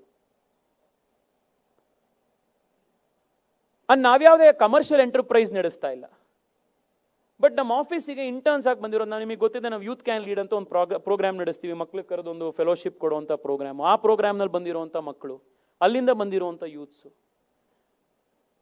ಬಹುಶಃ ಎಷ್ಟೋ ಸತಿ ಅಲ್ಲಿ ಹೋದಾಗ ಪರಿಚಯ ಆಗುವಂಥ ಜನ, ಅಲ್ಲಿಂದ ಆಗುವಂಥ ಕನೆಕ್ಷನ್ಸ್ಗಳು, ಅದರಿಂದ ಎಷ್ಟು ಜನಕ್ಕೆ ಉಪಯೋಗ ಆಗುತ್ತೆ. ಇವತ್ತು ಗುರುವನ್ ಜನದಲ್ಲಿ 500-600 ಜನರ ಮೇಲೆ ಕೆಲಸ ಮಾಡ್ತಾ ಇದ್ದಾರೆ. ಎಷ್ಟು ಜನ ಇದ್ದೀರಿ ಸರ್ ತಾವು? 700 ಜನ ಕೆಲಸ ಮಾಡ್ತಾ ಇದ್ದಾರೆ. ಇದರಲ್ಲಿ ಎಷ್ಟೋ ಜನ ಇಂಟರ್ನ್ಸ್ ಆಗಿ ಬಂದಿರ್ತಾರೆ. ಇಂಟರ್ನ್ಸ್ ಆಗಿ ಬಂದಿರೋರು ಅದರೊಳಗೆ ಪರಿಚಯ ಆಗ್ತಾರೆ, ಕೆಲಸ ಕಲ್ತ್ಕೊಳ್ತಾರೆ, ಬೇರೆ ಇನ್ನೆಲ್ಲೂ ಹೋಗೋದಿಕ್ಕೆ ಮನಸ್ಸಾಗ್ದಲ್ಲಿ ಅಲ್ಲೇ ಉಳಿತಾರೆ, ಅಲ್ಲೇ ಕೆಲವರು ಅಬ್ಸರ್ವ್ ಮಾಡ್ಕೋತಾರೆ. ಇನ್ನು ಕೆಲವರು ಇನ್ನಷ್ಟು ಬೇರೆ ಬೇರೆ ಆರ್ಗನೈಸೇಷನ್ಸ್ಗಳ ಎಕ್ಸ್ಪೋಜರ್ ಸಿಗುತ್ತೆ, ಅಲ್ಲಿಗೆ ಹೋಗಿ ಅಬ್ಸರ್ವ್ ಆಗ್ತಾರೆ. ಈ 1 ವರ್ಷ ಅವರೊಂದು ಕಾರ್ಪೊರೇಟ್ ಎನ್ವೈರನ್ಮೆಂಟ್ ಅಲ್ಲಿ ಅವರು ಕೆಲಸ ಮಾಡಿದಾಗ ಎಷ್ಟು ಬೇರೆ ಬೇರೆ ಸ್ಕಿಲ್ ಸೆಟ್ಸ್ ಅನ್ನ ಇನ್ವಾಲಂಟರಿಯಾಗಿ ಕಲ್ತಿರ್ತಾರೆ ಆ ಎಕ್ಸ್ಪೋಜರ್ನ ಕಾರಣಕ್ಕೋಸ್ಕರ. ಅಂಡ್ ಆ 1 ವರ್ಷದ ಒಳಗಡೆ they will be so much more job ready, and more importantly they will be so much more life ready. ಇದು ಈ ಇಂಟರ್ನ್ಶಿಪ್ ಆಬ್ಜೆಕ್ಟ್ನ ಸ್ಕೀಮ್ನ ಒಂದು ಬಹಳ ದೊಡ್ಡ ಒಂದು ಸ್ಪಿನ್ ಆಫ್ ಆಗಿ ನಮಗೆ ಕಾಣುವಂಥದ್ದು. 63,000 ಕೋಟಿ ರೂಪಾಯಿಯ ಔಟ್ಲೇ ಈ ಒಂದು ಯೋಜನೆಗೆ ಮಾಡಿದೆ. It's a very ambitious project.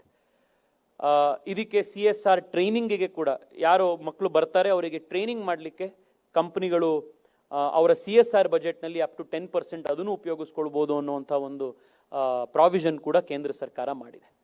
ಒಟ್ಟಿನಲ್ಲಿ ಈ 5 ಯೋಜನೆಯಲ್ಲಿ ಇಂಟರ್ನ್ಶಿಪ್ನ ಮುಖಾಂತರ ITIಗಳನ್ನು ಅಪ್ಗ್ರೇಡ್ ಮಾಡಿ ಹೈಯರ್ ಎಜುಕೇಷನ್ಗೆ 10 ಲಕ್ಷ ರೂಪಾಯಿಯ ಲೋನ್ಗಳನ್ನು ಕೊಡೋದ್ರ ಮುಖಾಂತರ, ಮತ್ತೆ ಎಂಪ್ಲಾಯ್ಮೆಂಟ್ ಲಿಂಕ್ಡ್ ಇನ್ಸೆಂಟಿವ್ ಸ್ಕೀಮ್ಗಳ ಮುಖಾಂತರ ಯುವಕರಿಗೆ ಉದ್ಯೋಗಗಳನ್ನು ಸೃಷ್ಟಿ ಮಾಡುವಂಥ ಪ್ರೋತ್ಸಾಹ ಕೊಡೋದಕ್ಕೆ ಎಂಪ್ಲಾಯರ್ಸ್ಗಳಿಗೆ ಕೊಡೋದ್ರ ಮುಖಾಂತರ ಓವರ್ ದ ನೆಕ್ಸ್ಟ್ 5 years 4 ಕೋಟಿ ಜನ ಯುವಕರನ್ನ ದೇಶದಲ್ಲಿ ನೇರವಾಗಿ ಮುಟ್ಟಬೇಕು ಅನ್ನುವಂಥ ಅತ್ಯಂತ ಮಹತ್ತರವಾದಂಥ ಯೋಜನೆ ಈ ಬಜೆಟ್ನಲ್ಲಿ ಘೋಷಣೆ ಆಗಿರುವಂಥದ್ದು.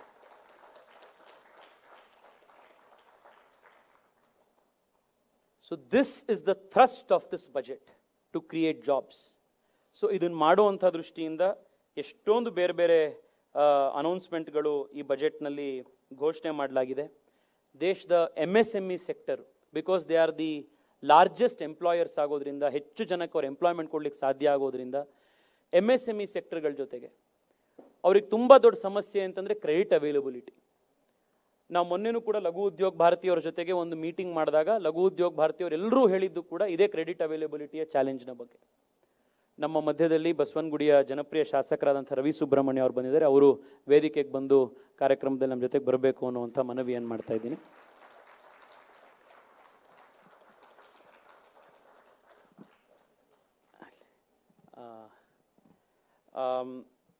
MSME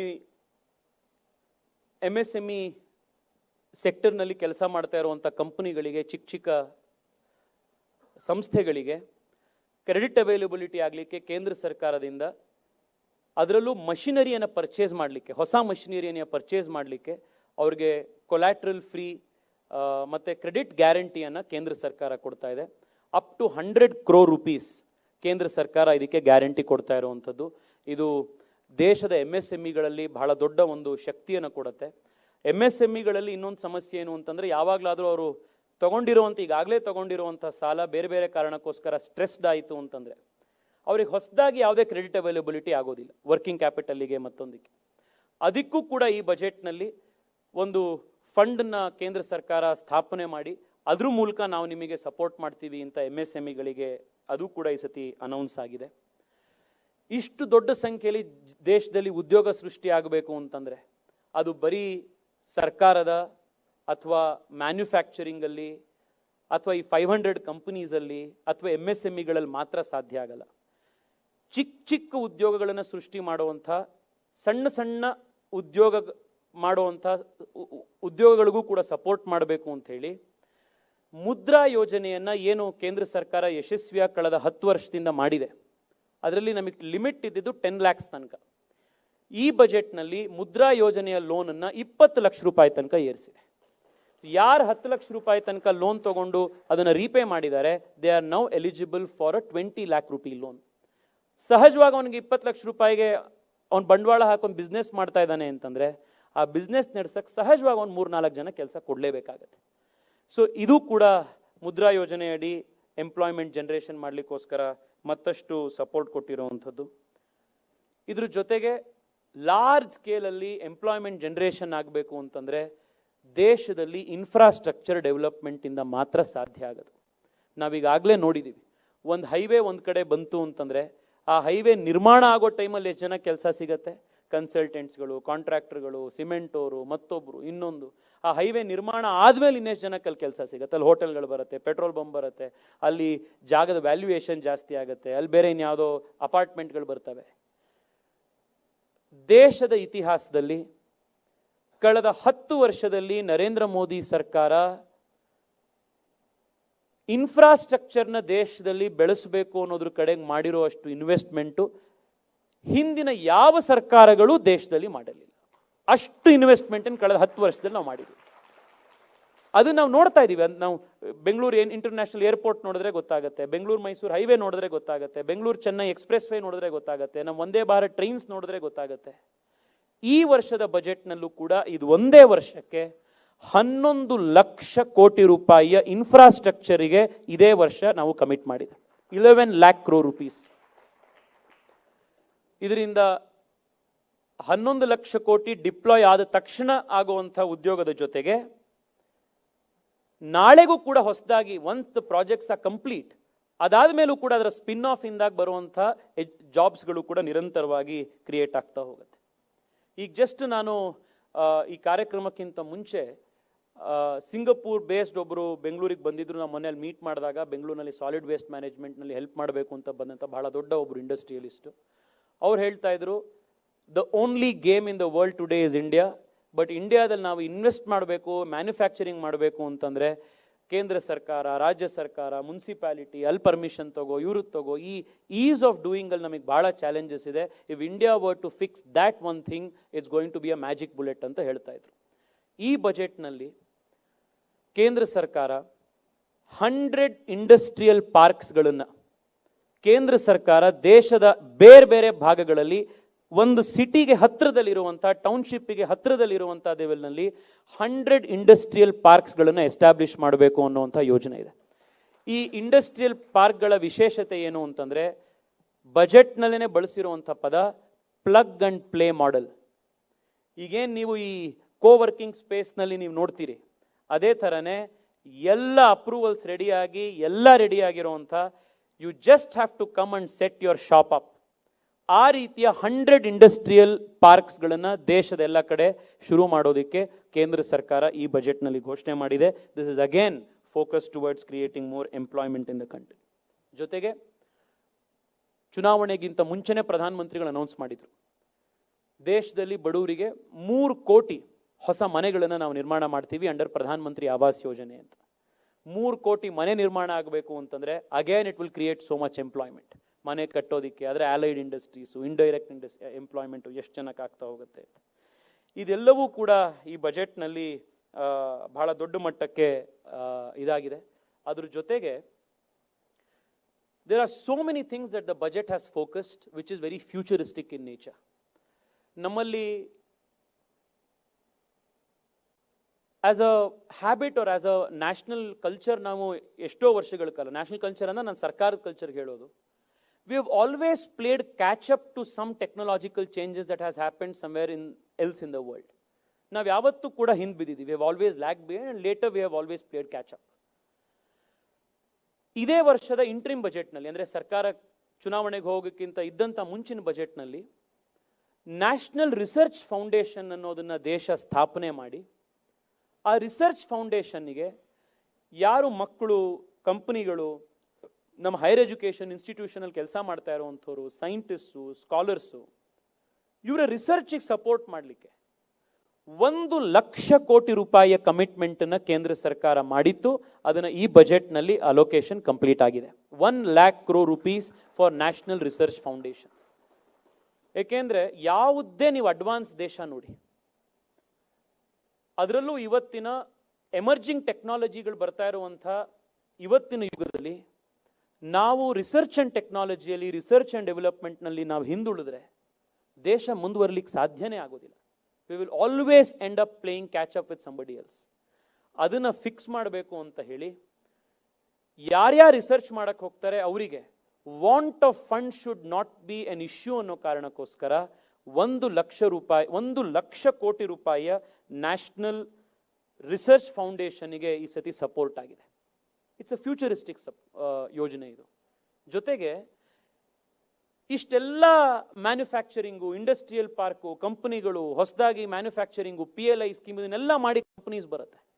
ಆ ಎಲ್ಲ ಕಂಪನಿ ರನ್ ಆಗಬೇಕು ಅಂತಂದ್ರೆ ಅದಕ್ಕೆ ಎಲೆಕ್ಟ್ರಿಸಿಟಿ ಬೇಕಲ್ಲ, ಪವರ್ ಬೇಕಲ್ಲ.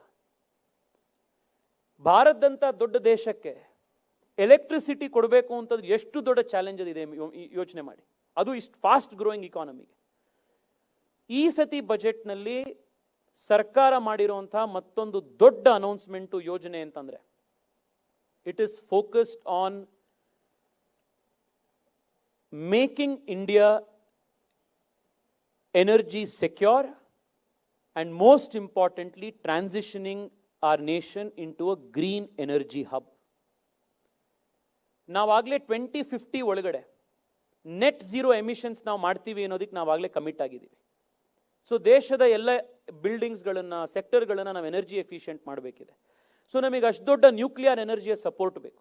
ಆ ನ್ಯೂಕ್ಲಿಯರ್ ಎನರ್ಜಿಗಳು ನಮಗೆ ಸಿಗಬೇಕು ಅಂತಂದರೆ, ಅಷ್ಟು ನ್ಯೂಕ್ಲಿಯರ್ ಎನರ್ಜಿ ಲೆವರೇಜ್ ಮಾಡಬೇಕು ಅಂತಂದರೆ ಸ್ಮಾಲ್ ಸ್ಕೇಲ್ ರಿಯಾಕ್ಟರ್ಗಳನ್ನು ದೇಶದ ಎಲ್ಲ ಕಡೆ ಶುರು ಮಾಡೋದಕ್ಕೆ ಈ ಬಜೆಟ್ನಲ್ಲಿ ತುಂಬ ದೊಡ್ಡ ಒಂದು ಕಮಿಟ್ಮೆಂಟ್ ಆಗಿದೆ.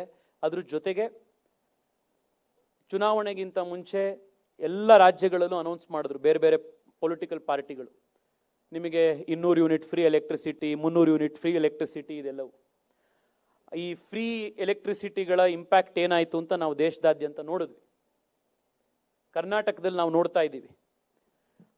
ಇದನ್ನ ಒಂದು ಸಸ್ಟೈನಬಲ್ ಮಾಡೆಲ್ನಲ್ಲಿ ರಿನ್ಯೂವಬಲ್ ಎನರ್ಜಿಯ ಡಿಪೆಂಡೆಂಟ್ ಆಗಿ ಸರ್ಕಾರದ ಬೊಕ್ಕಸದ ಮೇಲೂ ಹೊರೆ ಆಗಬಾರದು, ಎನ್ವೈರನ್ಮೆಂಟಿಗೂ ಕೂಡ ಇದರಿಂದ ಸಮಸ್ಯೆ ಆಗಬಾರದು, ಜೊತೆಗೆ ಯಾರು ಇದನ್ನ ಉಪಯೋಗಿಸ್ತಾನೋ ಬೆನಿಫಿಷರಿ ಅವನು ಇದ್ರ ಜೊತೆಗೆ ಅಡಿಷನಲ್ ದುಡ್ಡನ್ನು ಕೂಡ ಅರ್ನ್ ಮಾಡ್ಲಿಕ್ಕೆ ಆಗಬೇಕು ಅಂತ ಹೇಳಿ ದೇಶದ 1 ಕೋಟಿ ಮನೆಗಳಿಗೆ 10,000 ಕೋಟಿ ರೂಪಾಯಿ ವೆಚ್ಚದಲ್ಲಿ ಪ್ರಧಾನ ಮಂತ್ರಿ ಸೂರ್ಯ ಘರ್ ಮುಫ್ತ್ ಬಿಜ್ಲಿ ಯೋಜನಾ ಅಂತ ಹೇಳಿ ರೂಫ್ ಟಾಪ್ ಸೋಲಾರ್ ಹಾಕೊಡುವಂತ ಸ್ಕೀಮ್ಗೂ ಕೂಡ 10,000 ಕೋಟಿ ರೂಪಾಯಿ ಈ ಒಂದು ಬಜೆಟ್ನಲ್ಲಿ ಕೊಡಲಾಗಿದೆ. This all towards renewable energy. Small scale reactors, renewed focus on renewable energy, on nuclear energy, on solar energy. ಅದ್ರ ಜೊತೆಗೆ ಮೋಸ್ಟ್ ಇಂಪಾರ್ಟೆಂಟ್ ಅಂತಂದ್ರೆ ದೇಶ ಈ ಸತಿಯ ಬಜೆಟ್ನಲ್ಲಿ ನಾವು climate taxonomy for climate finance ನಾವು ತರ್ತೀವಿ ಅಂತಿದೆ. ಅಂದ್ರೆ ನಾಳೆ ಈ ದೇಶಕ್ಕೆ ಯಾರಾದರೂ ಗ್ರೀನ್ ಇನ್ವೆಸ್ಟ್ಮೆಂಟ್ ಮಾಡಬೇಕು ಅಂತ ಬರೋರು, ಅದು ಇವಿಲ್ ಇರ್ಬೋದು, ಹೈಡ್ರೋಜನ್ ಫ್ಯೂಯಲ್ಸ್ ಅಲ್ಲಿ ಇರ್ಬೋದು, ಸಾಲಿಡ್ ವೇಸ್ಟ್ ಮ್ಯಾನೇಜ್ಮೆಂಟ್ ಅಲ್ಲಿ ಇರ್ಬೋದು, ಬಯೋಗ್ಯಾಸ್ನಲ್ಲಿ ಇರ್ಬೋದು, ಪ್ಲಾಸ್ಟಿಕ್ ಇನ್ಸರ್ನೇಷನ್ ಪ್ಲಾಂಟ್ಸ್ ಇರ್ಬೋದು, ಈ ಥರದ್ರಲ್ಲಿ ಯಾರು ಬಂದು ಇನ್ವೆಸ್ಟ್ಮೆಂಟ್ ಮಾಡ್ತಾರೆ ಅವರೆಲ್ಲರಿಗೂ ಕೂಡ ಒಂದು ವಿಶೇಷವಾದಂಥ ಒಂದು ಇನ್ಸೆಂಟಿವ್ ಕೊಡೋದಕ್ಕೆ ಕ್ಲೈಮೇಟ್ ಟ್ಯಾಕ್ಸಾನಮಿನ ಈ ಸತಿ ನಾವು ಮಾಡಬೇಕು ಅಂತಿದೆ. ತುಂಬ ಅಡ್ವಾನ್ಸ್ ದೇಶಗಳು ಮಾಡಿದಾವೆ ಇದನ್ನು, ಅದನ್ನು ಕೂಡ ಈ ಸತಿ ಮಾಡಬೇಕು ಅನ್ನುವಂಥ ಯೋಜನೆ ಈ ಒಂದು ಬಜೆಟ್ನಲ್ಲಾಗಿದೆ. ಇನ್ನೂ 100 ಯೋಜನೆಗಳು ಈ ಬಜೆಟ್ನಲ್ಲಿ ಘೋಷಣೆ ಮಾಡಲಾಗಿದೆ.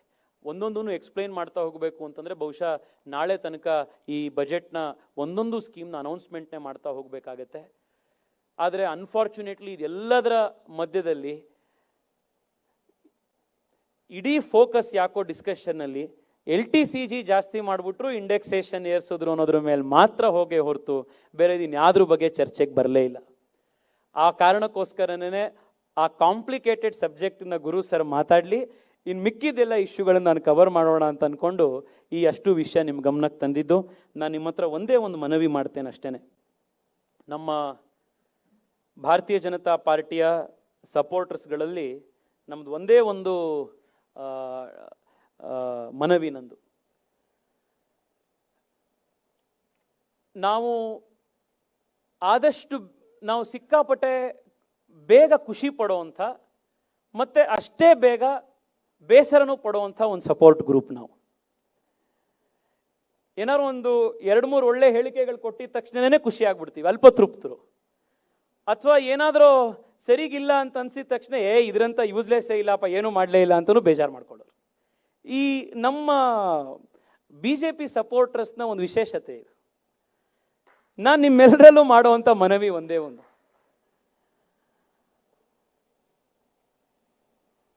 ಈ ಬಜೆಟ್ಟು ಇನ್ನು 25 ವರ್ಷದ ದೇಶದ ಭವಿಷ್ಯದ ದೃಷ್ಟಿ ಇಟ್ಕೊಂಡು ಮಾಡಿರುವಂಥ ಬಜೆಟ್. ಪ್ರಪಂಚದ ಯಾವ ಸರ್ಕಾರನೂ ಕೂಡ ಇಷ್ಟು ಕಡಿಮೆ ಸಮಯದಲ್ಲಿ ಇಷ್ಟು ಜನ ಯುವಕರಿಗೆ ಉದ್ಯೋಗ ಸೃಷ್ಟಿ ಮಾಡಿಸಬೇಕಾಗಿರುವಂಥ ಚಾಲೆಂಜನ್ನ ಯಾವ ದೇಶದ ಸರ್ಕಾರನೂ ಫೇಸ್ ಮಾಡ್ತಾ ಇಲ್ಲ. ಅಂಡ್ ಈ ಸವಾಲನ್ನು ಬೇರೆ ಯಾರೋ ಎದುರಿಸಿದ್ದಾರೆ, ಇನ್ಯಾರೋ ಮಾಡಿದ್ದಾರೆ ಅನ್ನೋದಕ್ಕೆ ಟೆಂಪ್ಲೇಟ್ ಕೂಡ ಇಲ್ಲ. ಇಲ್ಲ ಚೈನಾ ಮಾಡಿದ್ರು, ಚೈನಾಗೂ ನಮಗೂ ಏನೇನು ವ್ಯತ್ಯಾಸ ಇದೆ ಅಂತ ನಿಮ್ಮೆಲ್ರಿಗೂ ಗೊತ್ತಿದೆ. ಇದನ್ನು ನಾವು ಯಶಸ್ವಿಯಾಗಿ ಕಂಪ್ಲೀಟ್ ಮಾಡಾದ ಮೇಲೆ we will be the only democratic country in the world, democracy in the true sense of the word, where we have been able to lift the largest number of people out of poverty in the shortest possible time and have created the highest number of jobs for its young people ever. ಈ long term ದೃಷ್ಟಿಕೋನ ಇಟ್ಕೊಂಡು ಮಾಡಿರುವಂತಹ budget ಇದು. ಚುನಾವಣೆಯಲ್ಲಿ ಸ್ವಲ್ಪ seat ಕಡಿಮೆ ಬಂತು, ಹೊಸದಲ್ಲೇನೇನೆ ಜಾರ್ಖಂಡ್, ಮಹಾರಾಷ್ಟ್ರ ಮತ್ತೆ ಹರಿಯಾಣದ ಎಲೆಕ್ಷನ್ಸ್ ಇದೆ. ಚುನಾವಣೆ ಪ್ರಯಾರಿಟಿ ಆಗಿದ್ದಿದ್ರೆ, ದೇಶ ಸೆಕೆಂಡ್ ಪ್ರಯಾರಿಟಿ ಆಗಿದ್ದಿದ್ರೆ ಅವರೆಲ್ಲರೂ ಕೂಡ ಅವ್ರವ್ರ ಮ್ಯಾನಿಫೆಸ್ಟೋಲಿ ನೀವೇನೂ ಮಾಡೋದು ಬೇಡ, ಮನೇಲಿ ಕೂತೀನಿ, ನಾವು ನಿಮಗೆ 1,00,000 ರೂಪಾಯಿ ಕೊಡ್ತೀವಿ, ಟಕಾಟಕಟ್ ಅನ್ನುವಂಥ ಅಪೋಸಿಷನ್ ಲೀಡರ್ಗಳಿರುವಂಥ ಟೈಮ್ನಲ್ಲಿ any other lesser prime minister, any other lesser man would have succumb to this pressure. And ಅವರು ಕೂಡ ನಾವು ಕೂಡ ಕೊಡ್ತಾ ಬರ್ತೀವಿ ಫ್ರೀ ಅನ್ನೋದನ್ನ ಮಾಡಿರ್ತಿದ್ರು. ದೇಶದ ಫಿಸ್ಕಲ್ ಕನ್ಸಾಲಿಡೇಷನ್ ನೆಕ್ಸ್ಟ್ 25 ವರ್ಷ ಹಾಳಾಗೋಗಿರ್ತಿತ್ತು. ನಾವು ನರೇಂದ್ರ ಮೋದಿ ಅವರಿಗೆ ವೋಟ್ ಮಾಡಿದ್ ಯಾಕೆ ಅಂತಂದ್ರೆ ಅವರು ಪಾರ್ಟಿಗಿಂತ ಪಾಲಿಟಿಕ್ಸ್ಗಿಂತ ಮೇಲೆ ದೇಶ ನೀಡ್ತಾರೆ ಅನ್ನೋ ಕಾರಣಕ್ಕೆ ಈ ಬಜೆಟ್ ನಲ್ಲಿ he has again placed it forward. ಈ ಬಜೆಟ್ ನಲ್ಲಿ ಅದನ್ನೇ ಅವ್ರು ಪ್ಲೇಸ್ ಮಾಡಿದ್ರು. ಎಷ್ಟು ಈಸಿ ಇರ್ತಿತ್ತು, ನಾವು ಅನ್ಕೊಂಡಿದ್ದಕ್ಕಿಂತ ಕಡಿಮೆ ಸೀಟು ಬಂತು ಎಲೆಕ್ಷನ್ ನಲ್ಲಿ. ಎಲ್ಲಾ ಪೊಲಿಟಿಕಲ್ ಪಾರ್ಟಿಗಳು ಪ್ರತಿ ತಿಂಗಳಿಗೆ ಒಂದೊಂದಿಷ್ಟು ಕೊಡ್ತೀವಿ, ಅದು ಫ್ರೀ ಇದು ಫ್ರೀ ಅನ್ನೋದು ಒಂದಾದ್ಮೇಲೆ ಒಂದು ಹೇಳ್ತಾ ಇದ್ದಾರೆ. ಇನ್ 3 ತಿಂಗಳೊಳಗಡೆ ಈ 3 ರಾಜ್ಯದಲ್ಲಿ ಎಲೆಕ್ಷನ್ ಇದೆ. ಇದ್ರ ಮಧ್ಯದಲ್ಲೂ ಕೂಡ the prime minister has chosen the long term interest of the country, prioritise fiscal consolidation of the country and has not given way for populism and short term gain. This is the underlying message of this budget. 1.5 ವರ್ಷದಲ್ಲಿ ಕರ್ನಾಟಕ ಸ್ಥಿತಿ ಏನಾಗಿದೆ ನಾವು ನೋಡ್ತಾ ಇದ್ದೀವಿ.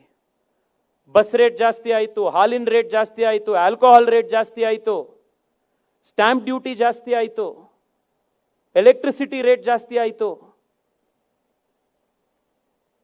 Imagine ಇದೇ ರಸ್ತೆಯಲ್ಲಿ ನಾವು ಹೋಗಿದ್ದಿದ್ರೆ ದೇಶ ಸ್ಥಿತಿ ಇನ್ನೇನಾಗಿರ್ತಿತ್ತು ಅಂತ. ಇದನ್ನ ಇವತ್ತು ಪ್ರಿವೆಂಟ್ ಮಾಡಿರೋದು ಈ ಬಜೆಟ್ ನಲ್ಲಿ ನರೇಂದ್ರ ಮೋದಿ ಅವರು, ನಿರ್ಮಲಾ ಸೀತಾರಾಮನ್ ಅವರು, ಭಾರತೀಯ ಜನತಾ ಪಾರ್ಟಿಯ ಸರ್ಕಾರ. To have placed the long-term interest of the young of India over the short-term gains of a particular political party. This is the underlying spirit of this message, of this budget. ನಾನು ಕಡೆಯದಾಗ ನಾನು ನಿಮಗೆ ಇಷ್ಟೇ ಕೇಳೋದು, ನಾನು middle ಕ್ಲಾಸಿಗೆ ಕಳೆದ 10 ವರ್ಷದಲ್ಲಿ ಏನೇನು ಚೇಂಜ್ ಆಗಿದೆ, ಮಿಡಲ್ ಕ್ಲಾಸಿಗೆ ಎಷ್ಟು ಸಿಕ್ಕಿದೆ, ಎಷ್ಟು ಉಪಯೋಗ ಆಗಿದೆ ಅನ್ನೋದನ್ನ ಒಂದು ದೊಡ್ಡ ಲಿಸ್ಟ್ ಮಾಡಿ ಹೇಳ್ಬೋದು. ನಮ್ಮ ಕ್ವಾಲಿಟಿ ಆಫ್ ಲೈಫ್ ಎಷ್ಟು ಚೇಂಜ್ ಆಗಿದೆ, ನಮ್ಮ ಇನ್ಕಮ್ ಎಷ್ಟಿತ್ತು ಇವತ್ತೆಷ್ಟಿದೆ, ಈವನ್ ಇನ್ ಟರ್ಮ್ಸ್ ಆಫ್ ಇನ್ಫ್ಲೇಷನ್ಗೆ ನೀವು ಅಡ್ಜಸ್ಟ್ ಮಾಡಿ ನೋಡಿದ್ರೂ ಕೂಡ ಎಷ್ಟು ನಮ್ಮ ಇನ್ಕಮ್ ಎಷ್ಟು ಡಿಫ್ರೆನ್ಸ್ ಆಗಿದೆ. 10 ವರ್ಷದಿಂದ 2014ರಲ್ಲಿ 2 ಲಕ್ಷಕ್ಕಿದ್ದಿದ್ದು ಲಿಮಿಟ್ ಇವತ್ತು 7 ಲಕ್ಷ ರೂಪಾಯಿಯಲ್ಲಿದೆ. ನಾವು ರಾಮ ಮಂದಿರ ಮಾಡಿದ್ದೇನೆ ಮರ್ತ್ಬಿಟ್ವಿ, ಇನ್ನು ಇದನ್ನೆಲ್ಲಿ ಮರಿತೀವಿ ಅಲ್ವಾ? ನಾನು ನಿಮಗೆ ಹೇಳ್ತಿರೋದು, ಇನ್ನು 2 ಲಕ್ಷ ರೂಪಾಯಿಂದ 7 ಲಕ್ಷ ರೂಪಾಯಿಗೆ ಏರ್ತಲ್ಲ, ಇದು ಮಿಡಲ್ ಕ್ಲಾಸಿಗೆ ಸಹಾಯ ಆಗಿರೋದು. I am not saying for a minute that we should not do more. Of course we should do more, and of course we have to do even more, especially for the tax paying community. ಯಾಕೆಂದ್ರೆ ನಮಗೆ ನಾವು ಬೇರೆ ಬೇರೆ ಯಾವ source of avenue ಇರಲ್ಲ ಇನ್ಕಮ್ಮಿಗೆ. ಸಂಬಳ ಇರುತ್ತೆ, ಅದೇ ಸಂಬಳ ನಾವು ಇನ್ವೆಸ್ಟ್ ಮಾಡಬೇಕು. ಆ ಇನ್ವೆಸ್ಟ್ಮೆಂಟ್ ಮೇಲೂ ನೀವು ಟ್ಯಾಕ್ಸ್ ತಗೊಂಡ್ರೆ ಹೆಂಗಪ್ಪ ಅಂತ ಅನ್ಸುತ್ತೆ. ಇದು ಸಹಜ. ಬಟ್ ಅದರ ಸ್ಪಿನ್ ಆಫ್ ಎಷ್ಟೊಂದು ಬೆನಿಫಿಟ್ಸ್ಗಳು ಬೇರೆ ಸಿಕ್ಕಿದೆ. ನಮ್ಮ ರಸ್ತೆಗಳು ಬೆಟರ್ ಆಗಿದೆ, ನಮ್ಮ ಟ್ರೈನ್ಗಳು ಇವತ್ತು ಕರೆಕ್ಟ್ ಟೈಮಿಗೆ ಬರ್ತಾ ಇದೆ, ನಮ್ಮ ಏರ್ಪೋರ್ಟ್ಗಳಷ್ಟು ಕ್ಲೀನ್ ಆಗಿ ಇವತ್ತು ನಮ್ಮ ರೈಲ್ವೆ ಸ್ಟೇಷನ್ಸ್ಗಳಿದೆ. ನಮ್ಮ ನಗರಗಳಲ್ಲಿ ನಾವು ಎಕ್ಸ್ಪ್ರೆಸ್ ವೇಗಳು ನೋಡ್ತಾ ಇದ್ದೀವಿ, ಹೈವೇಗಳು ನೋಡ್ತಾ ಇದ್ದೀವಿ. ದೇಶದಾದ್ಯಂತ ಭಾರತದ ಒಂದು ರೆಸ್ಪೆಕ್ಟ್ ದೊಡ್ಡದಾಗಿದೆ. ಪ್ರಪಂಚದ ಎಲ್ಲ ಕಡೆ ದೇಶದಲ್ಲಿ ಜನ ಇವತ್ತು ಬಂದು the only game in the world is India ಅಂತ ನಾನು ಹೇಳಿದ್ನಲ್ಲ, ಆ ರೀತಿ ಬಂದು ಮಾತನಾಡುವಂತ ಒಂದು ದೇಶದ ಜನ ಇವತ್ತು ಚೇಂಜ್ ಆಗಿದ್ದಾರೆ. ಸೆಂಟ್ರಲ್ ಗೌರ್ಮೆಂಟ್ ಎಕ್ಸ್ಪೆಂಡಿಚರ್ ಅಲ್ಲಿ 13% ನಮ್ಮ ಬರೀ ಡಿಫೆನ್ಸಿಗೆ ಹೋಗ್ತಾ ಇದೆ. That is our unfortunate reality ಈ ದೇಶದ್ದು. ಏಕೆಂದ್ರೆ ಒಂದ್ ಕಡೆ ಚೈನಾ, ಇನ್ನೊಂದು ಕಡೆ ಪಾಕಿಸ್ತಾನ, ನಮ್ದು ನ್ಯೂಕ್ಲಿಯರ್ ಪವರ್ಸ್ ಫೇಸ್ ಮಾಡಬೇಕಾಗಿರುವಂತ ಚಾಲೆಂಜ್ ಇದೆ. ನನ್ಗೆ ಆರ್ಮಿಯವರೇ ಒಬ್ಬರು ಒಂದ್ಸತಿ ಹೇಳಿದ್ರು, a third world country affording a first world army ಅಂತ. So that is the fact. ಅಂತ ದೊಡ್ಡ ಬಜೆಟರಿ ಎಕ್ಸ್ಪೆನ್ಸ್ ನಮ್ಮ ಮೇಲಿದೆ. ಇದೆಲ್ಲದನ್ನ ಫೇಸ್ ಮಾಡೋದ್ರ ಜೊತೆಗೆ ಮಿಡಲ್ ಕ್ಲಾಸಿಗೆ ಈಸ್ ಆಫ್ ಲಿವಿಂಗ್ ಕೊಡಬೇಕು ಅಂತಾಗ್ಲಿ, ಇಂಡಿಯಾನ ಮ್ಯಾನುಫ್ಯಾಕ್ಚರಿಂಗ್ ಹಬ್ ಮಾಡಬೇಕು ಅಂತಾಗ್ಲಿ, ಭಾರತದಲ್ಲಿ ಅತ್ಯಂತ ಕಡು ಬಡವರಿಗೂ ಕೂಡ ಒಂದು ಒಳ್ಳೆ ಉನ್ನತ ಕ್ವಾಲಿಟಿ ಆಫ್ ಲೈಫ್ ಸಿಗಬೇಕು ಅಂತಾಗ್ಲಿ, ನಮ್ಮ ಈಸ್ ಆಫ್ ಲಿವಿಂಗ್ ಚೆನ್ನಾಗಾಗಬೇಕು ಅಂತ ಡಿಜಿಟಲ್ ಇಂಡಿಯಾ ತಗೊಂಡು ಬರೋದ್ರಾಗ್ಲಿ, ಎಷ್ಟೋ ಮಲ್ಟಿ ಡೈಮೆನ್ಷನಲ್ ಬೆನಿಫಿಟ್ ಈ ಸರ್ಕಾರದ ಸ್ಕೀಮ್ಗಳಿಂದ ಕಳೆದ 10 ವರ್ಷದಲ್ಲಿ ಕನ್ಸಿಸ್ಟೆಂಟ್ ಆಗಿದೆ. With all humility at my command, I want to tell you and through you to all the other people watching this, ಯಾರು middle class taxpayers ಇದ್ದಾರೆ, with all humility, I want to state that this government will do and has been doing to the best of its ability the mission of transforming this country to the better, so that the middle class taxpayers, every single pie of the taxpayers is benefited, is utilized rightly. ಎಲ್ಲದಕ್ಕಿಂತ ದೊಡ್ಡದಾಗಿ ನಾವು ಕಟ್ತಾ ಇದ್ದ tax ದುಡ್ಡನ್ನ 2 ಲಕ್ಷ ಕೋಟಿ 10 ಲಕ್ಷ ಕೋಟಿ ರೂಪಾಯಿ ಸ್ಕ್ಯಾಮ್ಗಳು ಮಾಡಿ ಲೂಟಿ ಹೊಡಿತಾ ಇದ್ರಲ್ಲ, ಅದನ್ನ ಈ ದೇಶದ ಸರ್ಕಾರ ನರೇಂದ್ರ ಮೋದಿ ಅವರು ತಡೆದು ಪ್ರಾಮಾಣಿಕ ಒಂದು ಆಡಳಿತವನ್ನು ದೇಶದಲ್ಲಿ ಕೊಟ್ಟಿದಾರಲ್ಲ, ಟ್ಯಾಕ್ಸ್ ಪೇಯರ್ಸ್ಗೆ ಅದಕ್ಕಿಂತ ಇನ್ನೊಂದು ಗೌರವ ಕೊಡೋದೇನಿದೆ? I am not saying that this is the best budget or the perfect budget. There is nothing like a perfect budget. There is nothing like a best budget. Every budget is a work in action. Nation building is a constant progress work. ಅದನ್ನು ಇವತ್ತು ನಿಂತೋಯ್ತು ನಾಳೆ ಮುಗಿಯಲ್ಲ ಅಂತಲ್ಲ, ಇದನ್ನು ನಾವು ನಿರಂತರವಾಗಿ ನಾವು ಮಾಡಬೇಕಾಗಿದೆ. ನಾನು ನಿಮ್ಮಲ್ಲಿ ಕಡೆಯದಾಗಿ ಕೇಳೋದಿಷ್ಟೇನೆ, ಇಷ್ಟು ವರ್ಷ ಸಪೋರ್ಟ್ ಮಾಡಿದ್ದೀರಿ, ಆಶೀರ್ವಾದ ಮಾಡಿದ್ದೀರಿ. ನಮ್ಮ ನಾಯಕರಿಗೆ, ನಮ್ಮ ಪಾರ್ಟಿಗೆ, ಈ ದೇಶಕ್ಕೆ ಇವತ್ತು ನಿಮ್ಮ ಸಪೋರ್ಟು ಹಿಂದೆಂದಿಗಿಂತ ಜಾಸ್ತಿ ಬೇಕಿದೆ. We need your support more at 240, more than what it was at 303. Because you have seen the kind of viciousness and the kind of unscrupulousness with which the opposition is behaving. ದೇಶದ ಹಿತಾಸಕ್ತಿ ಇಟ್ಕೊಂಡು ಅವರು opposition ಕೆಲಸ ಮಾಡ್ತಾ ಇಲ್ಲ. ದೇಶದ ಹಿತಾಸಕ್ತಿಯನ್ನ long term vision ಇಟ್ಕೊಂಡು ಕೆಲಸ ಮಾಡ್ತಾ ಇರುವಂತ ನಾಯಕನ ಜೊತೆಗೆ ಹಿಂದೆಂದಿಗಿಂತ ಗಟ್ಟಿಗೆ ನಿಂತ್ಕೊಳ್ಬೇಕಾಗಿರುವಂತಹ ಜವಾಬ್ದಾರಿ ಅವ್ರಿಗೆ ಸಪೋರ್ಟ್ ಮಾಡಿರುವಂಥ ನಮ್ಮೆಲ್ಲರ ಮೇಲಿದೆ. ದೇಶಕ್ಕೋಸ್ಕರ ಇದನ್ನು ಮಾಡೋಣ. This was the large bird's eye view snapshot of the budget. Thank you so much for giving me a patient hearing. ನಿಮ್ಮ ಆಶೀರ್ವಾದ ಯಾವಾಗಲೂ ಇರಲಿ.